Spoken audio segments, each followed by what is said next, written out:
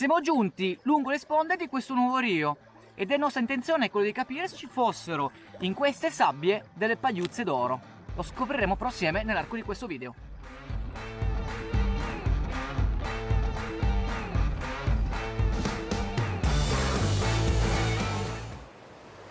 Benvenuti!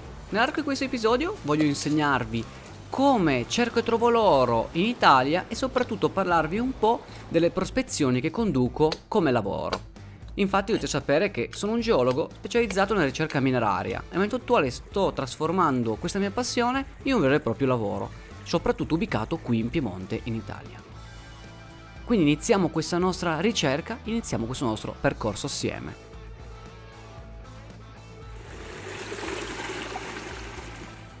Vi siete mai chiesti come è possibile trovare metallo prezioso in questi sedimenti sparso e visibile ad occhio? Come si cerca? Come si può trovare? Quanto ce n'è? Ecco, tutte queste domande andremo a rispondere con 3 semplici trucchi.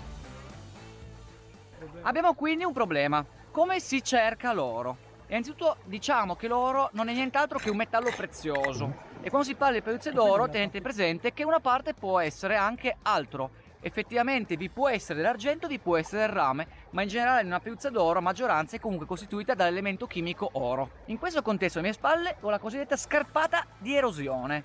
In sostanza è una località dove il fiume nell'arco delle Piene va a erodere questi sedimenti, li dilava nel greto, l'oro essendo molto denso e pesante va a concentrarsi in alcuni sedimenti tendenzialmente non molto lontani da dove vengono erosi. Quindi quando cercate anche voi metallo prezioso, luoghi come questi che ho alle mie spalle, questo sedimento molto ciottoloso e soprattutto i paraggi dove il fiume tende a concentrare sedimenti dilavati nell'arco delle Piene sono ottime località di ricerca. Il primo trucco quindi che vi posso dare per quanto riguarda questo genere di ricerca innanzitutto è trovare un rio magari anche vicino alla vostra abitazione che presenta una situazione simile a quella che vi farò vedere e notare nell'arco di questo episodio e cercarvi nell'arco delle ore di prospezione tracce d'oro.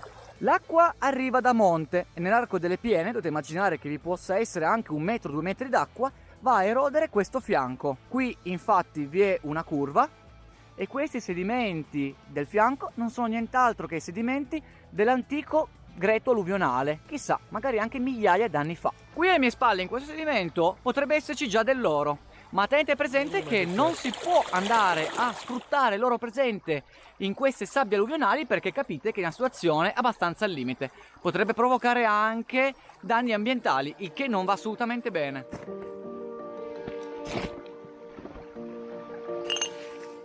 Nel nostro viaggio alla ricerca delle pepite delle pagliuzze d'oro dobbiamo partire dalle montagne, in questo caso dalle Alpi.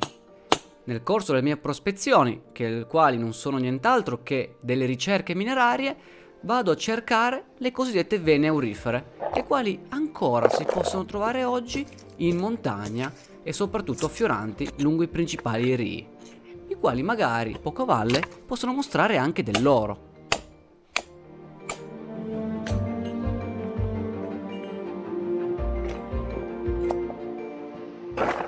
Per condurre questo tipo di ricerche, in ogni caso, è necessario tutta una serie di documentazione e di permessi, chiamati anche permessi di ricerca, proprio perché bisogna andare a cercare queste risorse e soprattutto bisogna cercarle all'interno delle rocce, le quali una volta estratte, sgretolate nel greto, liberano l'oro nel fiume e che trovo nel corso di vari episodi e che troveremo anche nel corso di questo.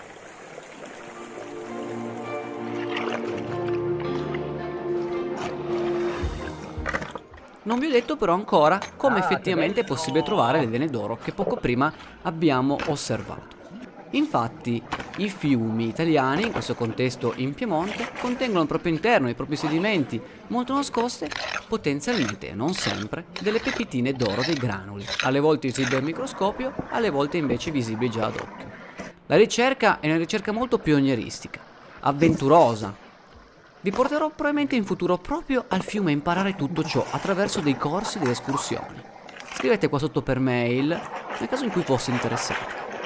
Tornando all'argomento principale, conduco le ricerche lungo i rii di montagna e via via risalendo e continuando a trovare la risorsa preziosa si giunge a un punto in cui effettivamente potreste trovare e imbattervi nella cosiddetta vena aurifera e magari da lì in futuro, chi lo sa, magari addirittura potrebbe nascere una vera e propria miniera, o trovare magari una miniera già avviata nel passato e ora abbandonata. Arriviamo quindi al secondo punto, dove le pagliuzze d'oro, una volta erose da questa scarpata, vanno effettivamente a concentrarsi nella cosiddetta punta aurifera. L'oro quindi da questa scarpata erosiva, una volta eroso durante le piene, probabilmente va a concentrarsi qua dietro nella cosiddetta punta aurifera. In buona sostanza, andando a spostare questi ciottoli accanto al mio costone, potrebbe esserci in questa sabbia, in questa ghiaia, la presenza delle pagliuzze d'oro.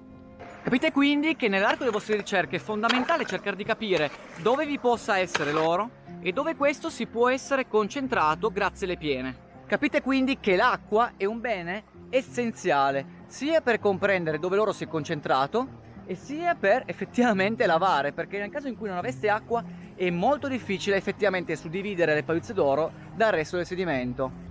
Ricapitolando quindi, il primo consiglio è quello di camminare lungo un rio in cui avete la curiosità di cercare effettivamente delle tracce d'oro alla ricerca di costoni erosivi, i quali permettono al fiume nell'arco delle piene di erodere ingenti quantità di sedimenti e depositare, concentrare quelle poche pagliuzze d'oro che magari potrebbero essere, ma potrebbero anche essercene molte, nei sedimenti nei dintorni. Il secondo consiglio è quello quindi di trovare questi sedimenti nei dintorni, la cosiddetta punta aurifera, che andremo a lavorare nei prossimi minuti e vi mostrerò anche come effettivamente cercarvi le tracce d'oro. E successivamente il terzo consiglio invece è logicamente eseguire questa attività nel momento in cui il fiume ve lo permette e la stagione ve lo permette. Ciò significa che avete bisogno di acqua per lavare e che magari avete anche bisogno di corrente per utilizzare la canalina, perché la canalina è un ottimo strumento in questo contesto, il quale vi permetterà di lavare ingenti quantità di sedimenti, concentrare l'oro presente potenzialmente, magari poche pagliuzze, in un concentrato aurifero e lì quindi lavarlo e trovare la vostra ricompensa.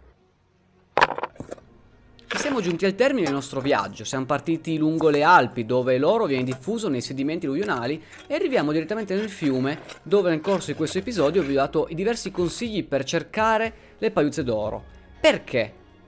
Perché principalmente è il luogo ideale dove possibilmente si possono trovare qualche pagliuzza da aggiungere in collezione. In montagna è molto difficile la ricerca, invece in pianura diciamo che è abbastanza semplice o comunque fattibile. Questo è un esempio del raccolto effettivamente che si può ottenere nel corso di diverse giornate di ricerca. Quanto vale?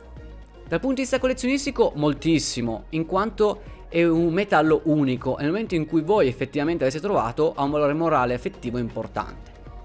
Si tende a conservare nell'acqua, ma si rimuove effettivamente per pesare il contenuto in oro. Ma il meglio viene quando si osserva al microscopio o con delle lenti. Vedete come le pagliuzze sono bucherellate, sono appiattite, l'oro è un metallo malleabile e dal suo punto di vista della ricerca è fantastico tutto ciò. In ogni caso spero che questa mia passione un giorno sarà anche la vostra, vedremo. Qui da questo nuovo rio è tutto, io e Luca vi salutiamo, ci vediamo in un prossimo tutorial, in un prossimo episodio. E ragazzi, nel caso in cui questo tutorial fosse stato utile per trovare dell'oro, fatemelo sapere su Instagram o per mail o qua sotto nei commenti. Alla prossima!